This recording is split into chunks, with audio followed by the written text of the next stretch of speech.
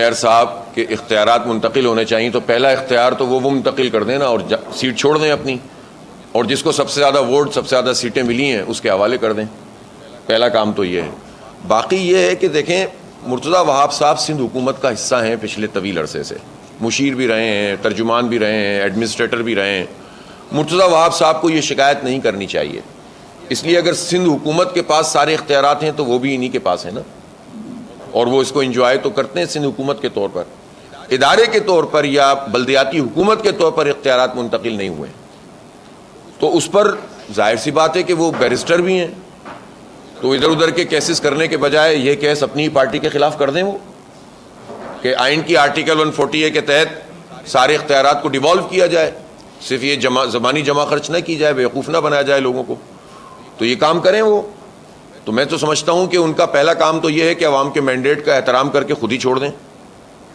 دوسرا کام یہ ہے کہ پھر وہ مقدمہ لڑیں شہر کراچی کا بحیثیت بیرسٹر، ہمارے وکیل بن جائیں وہ، ٹھیک ہے، اور آئین کی آرٹیکل 140 کے تحت تمام اختیارات ڈیوالو کرنے کی کوشش کریں. تو یہ سارے کام وہ کریں تو ٹھیک ہے، اچھی بات ہے. ورنہ کسی جگہ پہ قبضہ کر کے کوئی آدمی جمہوریت پہ شبخون مار کے آ جائے، پھر کہیں کہ آئیں ذرا اچھے بچوں کی طرح کام کر لیں، تو اس طرح تو نہیں ہوگا. لیکن اس کے باوجود ہم نے کشادہ دلی کا مظاہرہ کیا اور ہمارے تمام منتخب افراد نے کوارڈینیشن میں کوئی کمی نہیں کی ہے، اور جو عوام کے لیے کام کر سکتے ہیں وہ کام کیا ہے. ہم نے یہ نہیں کیا کہ بھائی اگر دوسری پارٹی برسر اقتدار ہے تو ہم کام چھوڑ کر بیٹھ جائیں، اور یہ سب سے آسان کام ہوتا ہے، اور ہم بہت اچھی سیاست کر سکتے ہیں کہ چارج ہی نہیں ملا تو یہ گھروں پہ رہتے بلکہ سڑکوں پہ بیٹھے آتے احتجاج کرتے رہتے ہمیں چارج منتقل کرو. ہمارے لوگوں نے یہ کام نہیں کیا، اس کے نتیجے میں عوام مزید سفر کرتے، پھر ہمارے لوگ جد گئے، لگ گئے، خدمت کرتے رہے، کوارڈینیشن کرتے رہے، کہیں اچھے آفیسر مل گئے وہاں زیادہ اچھا کام ہو گیا، جہاں پر لوگ گڑبڑ کر رہے تھے وہاں کام دیر سے ہوا. تو بہرحال ہمارا یہ طریقہ نہیں ہے کہ ہم کسی بھی ہوتے ہوئے کام میں رکاوٹ ڈالیں، لیکن جو حکومت کا اور ان سب لوگوں کا کام ہے وہ یہ ہے کہ وہ عوام کے مینڈیٹ کا احترام بھی کریں اور اپنے حصے کا کام بھی کریں. یہ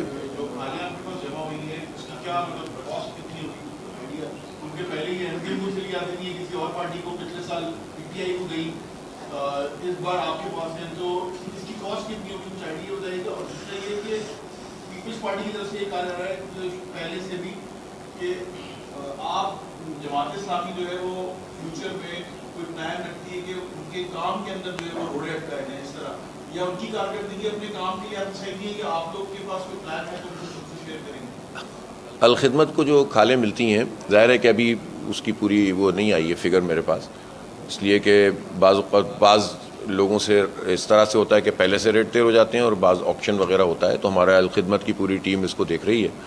لیکن یہ بات آپ کو پتہ ہے کہ اس کھال کی آمدنی سے جو بھی رقم آتی ہے اس کا ایک ایک پائی اسی مد میں خرچ ہوتا ہے جس مد میں لوگ یہ کھال دیتے ہیں یا رقومات دیتے ہیں. ویسے کھالوں کے ریٹ کم ہونے کے نتیجے میں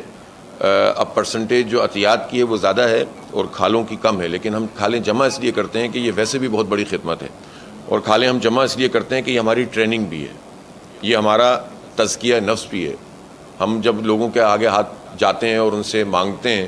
اور اپنے کپڑوں کو خون آلود کرتے ہیں، ہمارے کارکن بھی، ہمارے ذمہ داران بھی، تو اس کے نتیجے میں ہماری تربیت ہوتی ہے، اور یہ وہ پوری تربیت ہے کہ جو ہمارے ہر کام میں الحمدللہ جھلکتی ہے. یہی وہ تربیت ہوتی ہے جس کے نتیجے میں 130 میں سے 130 آتے ہیں الحمدللہ. تو یہ ہمارا پورا حصہ ہے. تو جو بھی رقم آئے گی وہ سب بتا بھی دیں گے ہم آپ کو، اور وہ جب فائنل ہوگی اور اس کا ایک ایک پائی کا حساب بھی دیں گے. اور جہاں تک یہ روڑے اٹکانے والی بات ہے جماعت اسلامی نہیں رکھتی. ہم تو کہہ رہے ہیں، ہم تو اختیارات مانگ رہے ہیں